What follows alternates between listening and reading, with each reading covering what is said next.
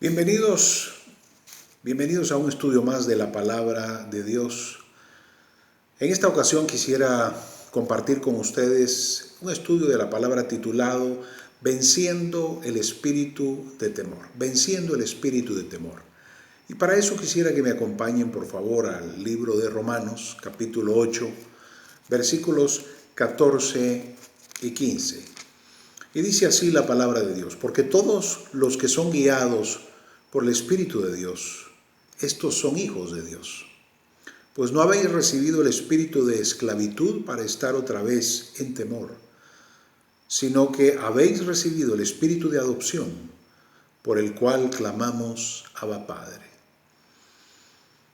Aquí vemos cómo dice la Biblia que si hemos recibido el Espíritu de Dios, ya no estamos bajo un espíritu de esclavitud gobernado por el temor. Es decir, que el temor esclaviza.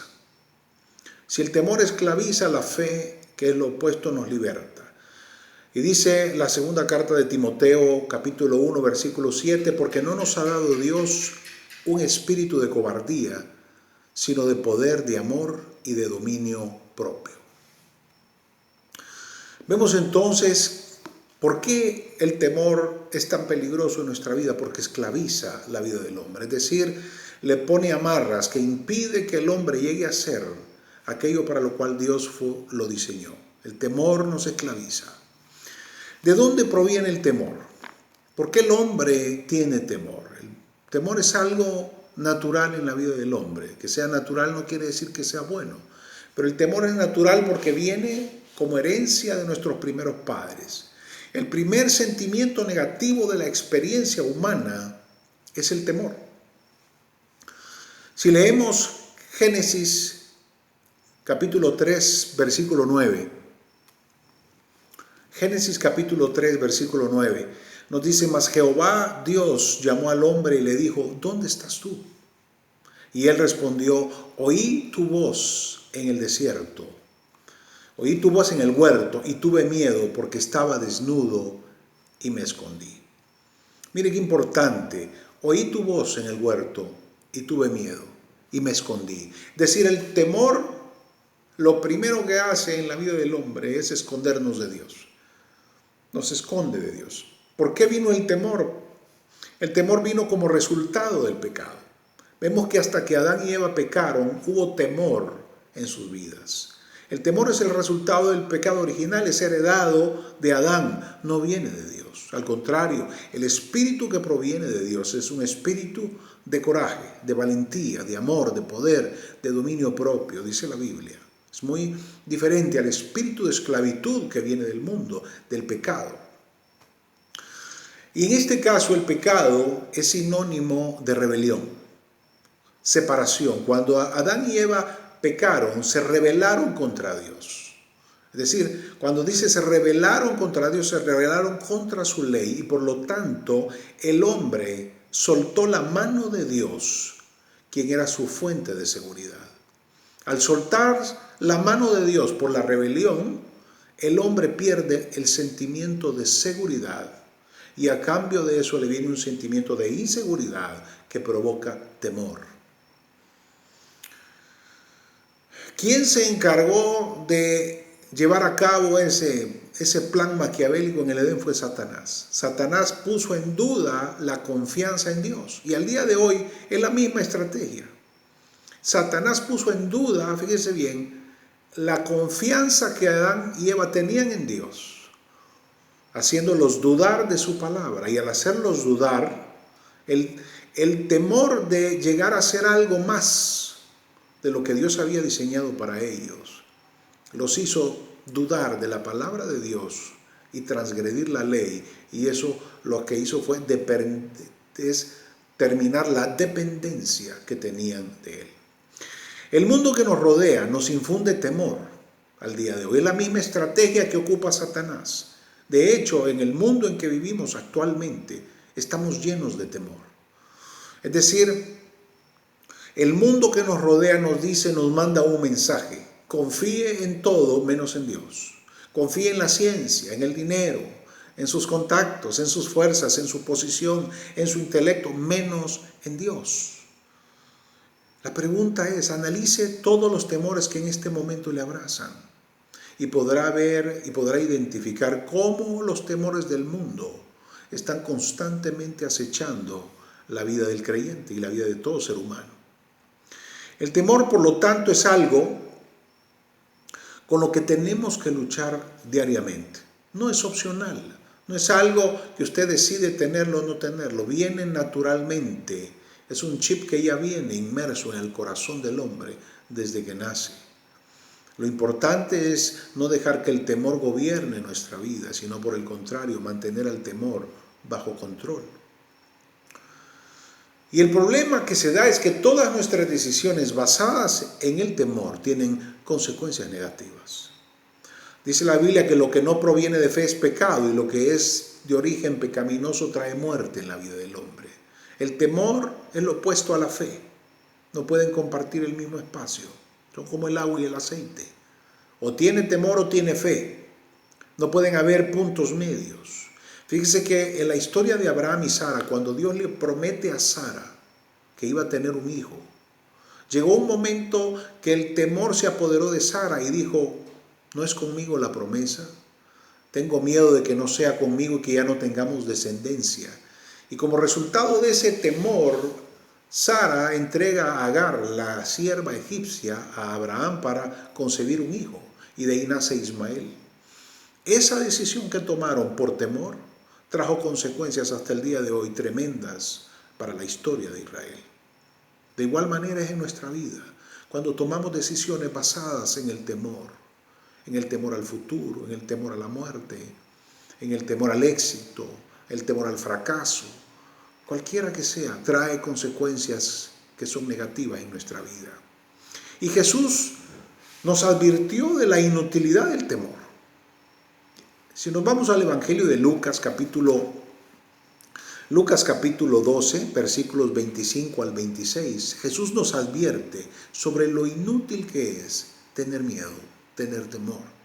Y dijo en el Evangelio de Lucas, ¿y quién de vosotros, dijo, podrá con afanarse añadir a su estatura un codo? Pues si no podéis ni aún lo que es menos, ¿por qué os afanáis por lo demás? Es decir, es inútil, dice. ¿Quién puede añadirle a su estatura? ¿Quién puede agregarle a su existencia un tiempo más de vida? Por mucho que se afanen, lo único que va a hacer el afán es alejarnos de los caminos de Dios, alejarnos de la verdad. El temor lo que puede hacer es absorber nuestras energías para enfrentar el presente. El temor trae las cargas del mañana a nuestra vida de hoy. Es decir, se dañan, pone un exceso de carga sobre nuestro presente y va dañando los amortiguadores de nuestra vida hasta que ya no se soporta y caemos en desgracias mayores. El caso de Elías y Jezabel, mire, cuando Elías, después de haber hecho descender fuego del cielo y acabaron con todos los profetas de Baal, llegó un momento que Jezabel amenaza a Elías y le dice que le va a cobrar la vida. Y Elías, después de haber tenido esa valentía, cae en un temor tan profundo que huye al desierto. Y cae en un agotamiento tal producto de ese temor que le pide a Dios que le quite la vida. El temor había agotado las fuerzas del profeta Elías. Y Dios lo que hace es le envía un ángel, lo alimenta y le dice, largo camino tenemos que recorrer. Por eso el temor, hay que tener cuidado del temor, porque el temor limitará nuestras fuerzas para enfrentar las dificultades de la vida. ¿Cuál podríamos decir que es entonces el arma más poderosa contra el temor? Si el temor es tan destructivo como lo podemos ver, el temor nos paraliza. De hecho, el mundo está paralizado en este momento por el temor. El temor encierra a la gente. ¿Cuál es el arma más poderosa contra el temor de acuerdo a la palabra de Dios? Es la fe, porque la fe es lo opuesto al temor y la fe es igual a confianza, es igual a esperanza. Cuando hay fe hay confianza, cuando hay confianza hay esperanza y cuando hay esperanza eso trae a mi alma, a mi espíritu tranquilidad, sosiego y paz, que es lo que falta en el mundo el día de hoy. hay intranquilidad, hay angustia. Y lejos de haber paz, hay intranquilidad, hay incluso guerras en los hogares, entre las naciones. Pero la pregunta aquí es: ¿fe en quién? Porque decir fe solamente sin determinar el fundamento de nuestra fe es muy frágil. ¿Fe en quién? El positivismo nos dice: cree en ti mismo, cree en ti y pone su confianza en usted mismo. Hollywood nos dice: tanto tienes, tanto vales. Y el mundo pone así su confianza en el dinero. Los médicos dicen: confía en la ciencia. Los intelectuales dicen: confía en tu inteligencia. Pero la palabra de Dios dice: confía en el Señor. La fe que Dios nos llama a tener es en la obra de Cristo Jesús. Es una fe en Él, porque solamente podemos estar seguros cuando nuestra confianza está depositada en algo superior a nosotros. Solo en aquello que es omnisciente, omnipotente, omnipresente, eterno, inamovible e inmarcesible, es digno de nuestra confianza en eso. ¿Qué dice la Biblia al respecto? Vámonos, por favor, acompáñenme a la primera carta de Corintios, capítulo 2, versículos 5. Primera de Corintios, capítulo 2, versículo 5. Nos indica en dónde debe estar puesta nuestra confianza. Y dice la palabra de Dios: para que vuestra fe no esté fundada en la sabiduría de los hombres, sino en el poder de Dios. No es en el hombre, no es en el intelecto, no en la ciencia médica, que lo ha demostrado este virus que está cobrando la vida de muchos. La ciencia médica se ha visto frenada, porque dice la Biblia que la fe nuestra debe estar puesta en Dios, en el poder de Dios, y no en la sabiduría de los hombres. Ahora bien, si la Biblia me llama a poner mi fe, mi confianza en Dios, la pregunta es: ¿por qué muchos no tienen fe en Dios? Es porque yo no puedo tener confianza en alguien que no conozco. Por eso es importante y es necesario conocer a Dios, para tenerle confianza, que es sinónimo de fe. Ahora, ¿cómo puedo conocer a Dios? Fíjese bien, la palabra de Dios, acompáñenme por favor al libro de Jeremías, al libro del profeta Jeremías, capítulo 9, versículos 23 y 24. Jeremías, capítulo 9, versículos 23 y 24. Y dice así la palabra de Dios: así dijo Jehová: no se alabe el sabio en su sabiduría, ni en su valentía se alabe el valiente, ni el rico se alabe en sus riquezas. Mas alábese en esto el que se hubiere de alabar, en entenderme y conocerme que yo soy Jehová, que hago misericordia, juicio y justicia en la tierra, porque estas cosas quiero, dice Jehová. Fíjese qué importante.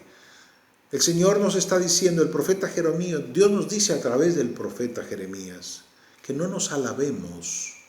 El valiente en su valentía, es decir, que no pregone, que no se jacte el valiente de su valentía, que no se jacte ni se alabe el sabio en su sabiduría, ni el rico en sus riquezas, porque esas son fundamentos de una fe efímera, pasajera, frívola.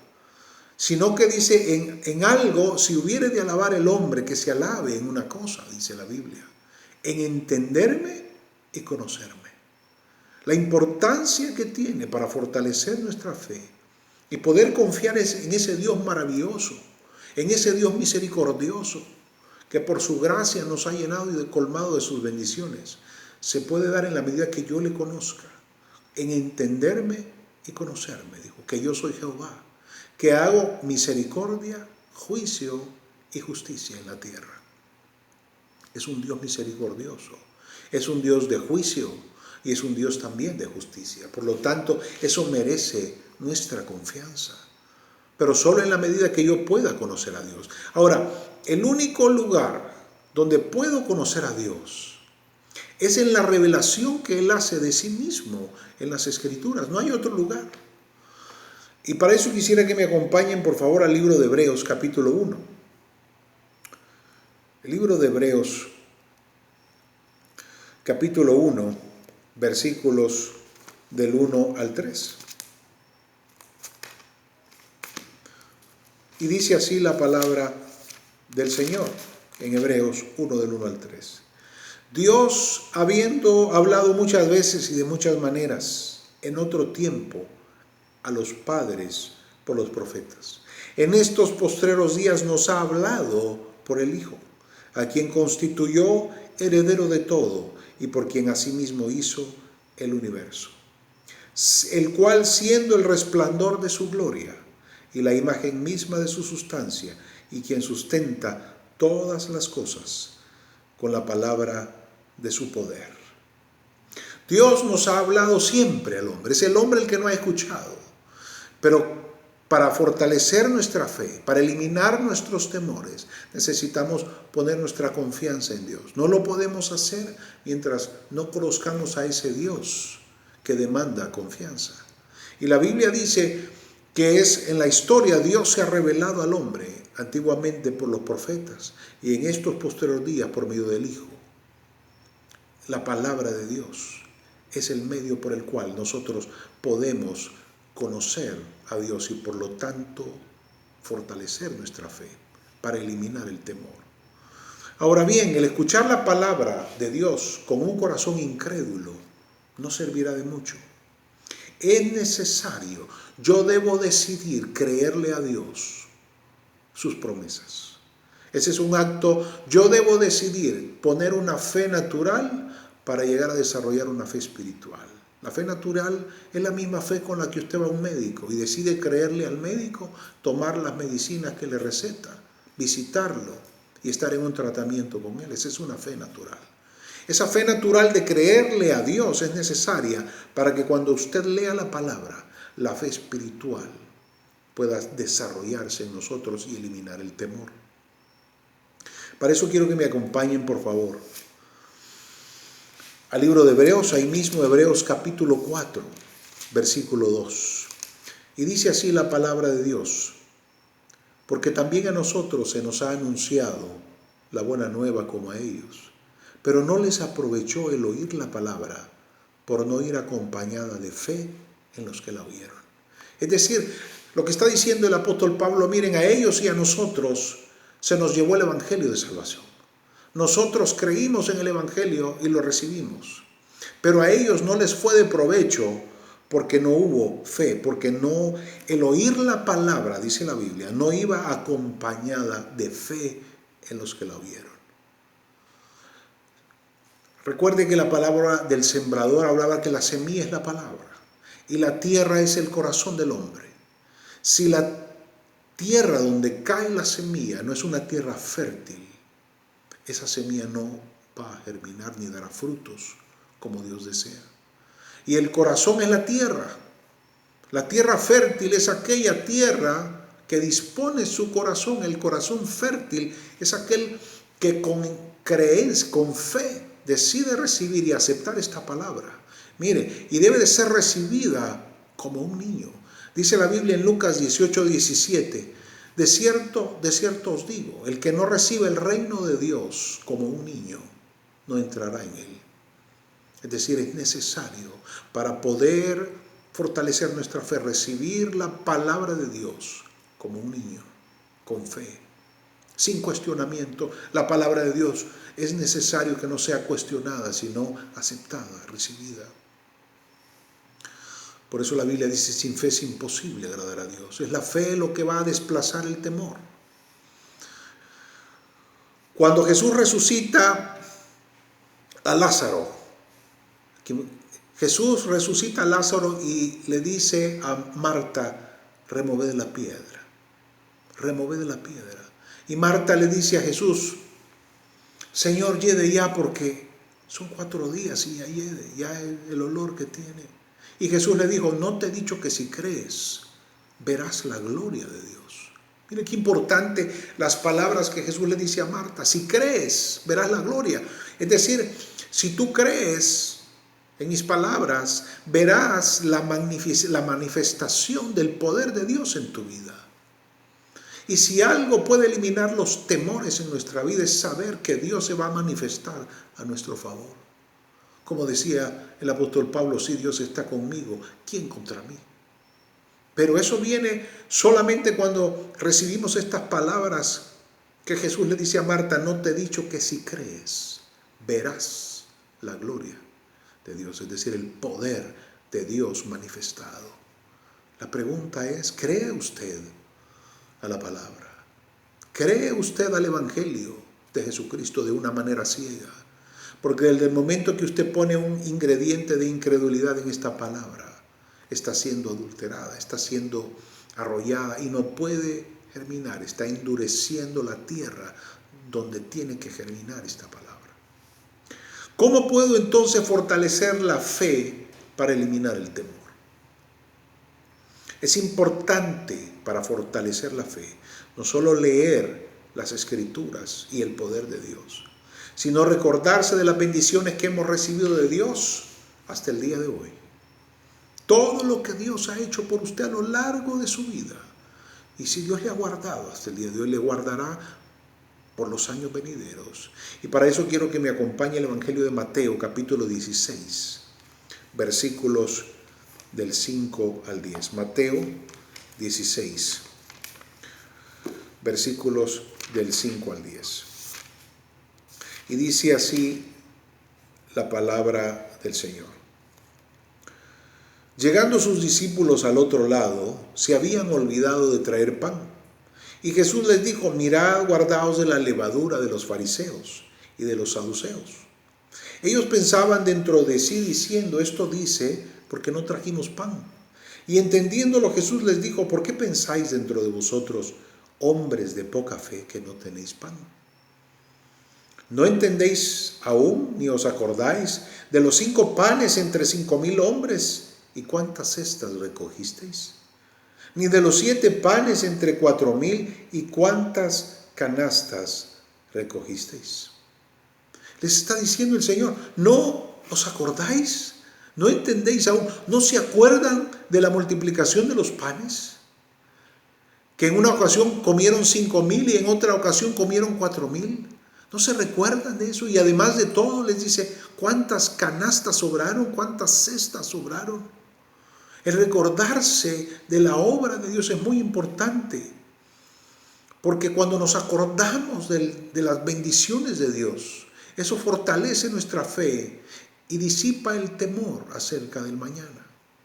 El rey David nos lo dice y nos lo confirma en el Salmo 103, versículos del 1 al 5, cuando dice, bendice alma mía a Jehová y bendiga todo mi ser, su santo nombre.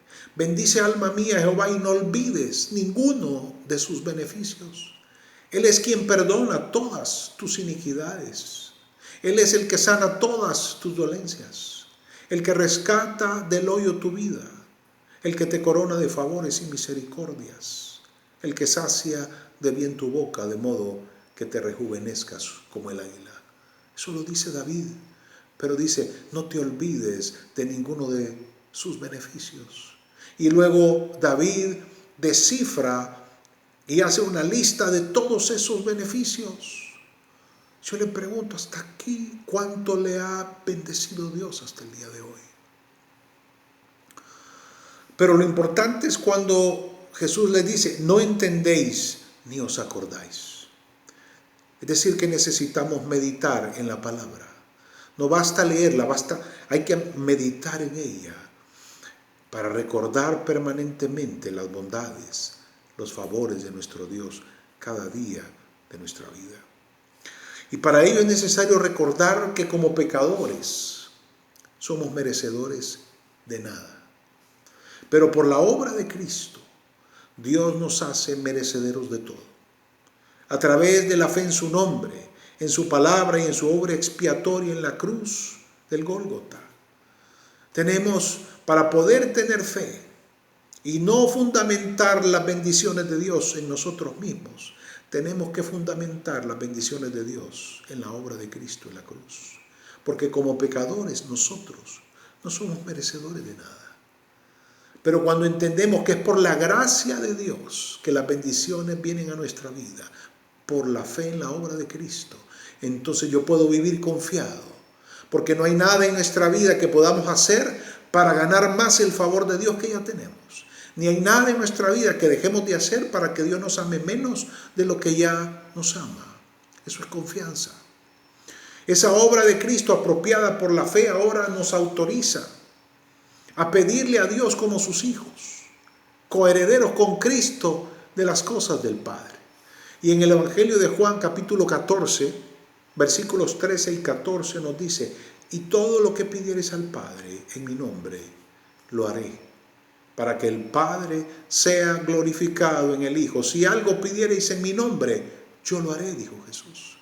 Esa es la obra que hace Jesucristo ahora delante del Padre, intercediendo por nosotros y cumpliendo con nuestras peticiones. Y el Evangelio de Juan capítulo 16, 24 nos dice: hasta ahora nada habéis pedido en mi nombre. Pedid y recibiréis para que vuestro gozo sea cumplido. Hasta ahora nada habéis pedido en el nombre de Jesús. Es en el nombre de Jesús que las puertas del cielo se abren para nosotros. Cuando nosotros ponemos nuestra fe en esa obra, entonces el temor acerca del futuro desaparece, porque Él es el dueño del futuro.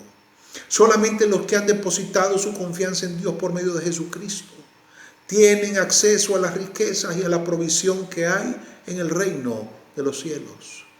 El rey David en el Salmo 37, 25 nos dice: joven fui y he envejecido, y no he visto justo desamparado, ni su descendencia que mendigue pan. Los panes y los peces en las manos de los discípulos eran muy escasos. 5 panes y 2 peces no alcanzaban más que un par de personas. Pero esos mismos panes y peces en las manos de Jesús se multiplicaron en abundancia. Todo depende de las manos en las que depositamos nuestros recursos.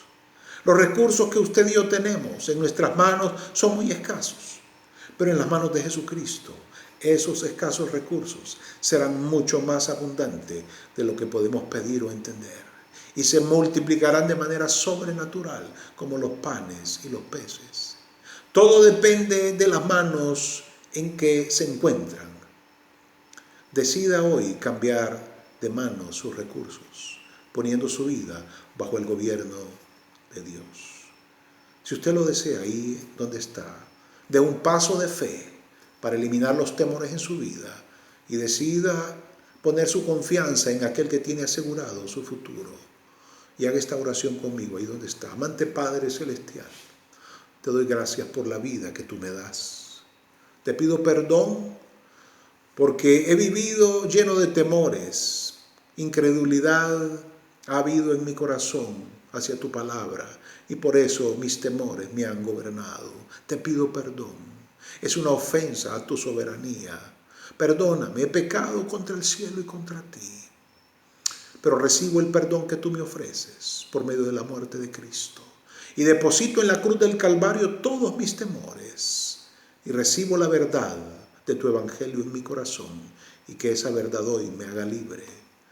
Reconozco que tú le levantaste de la muerte al tercer día para mi justificación y vida eterna. Haz de mí hoy una nueva criatura. Quiero vivir en libertad. Quiero disipar todos mis temores y recibir ese espíritu de coraje, de amor y de dominio propio que tú me regalas. Te lo pido todo en el nombre de Jesús, mi Salvador y mi Señor. Amén y amén. Que Dios le bendiga.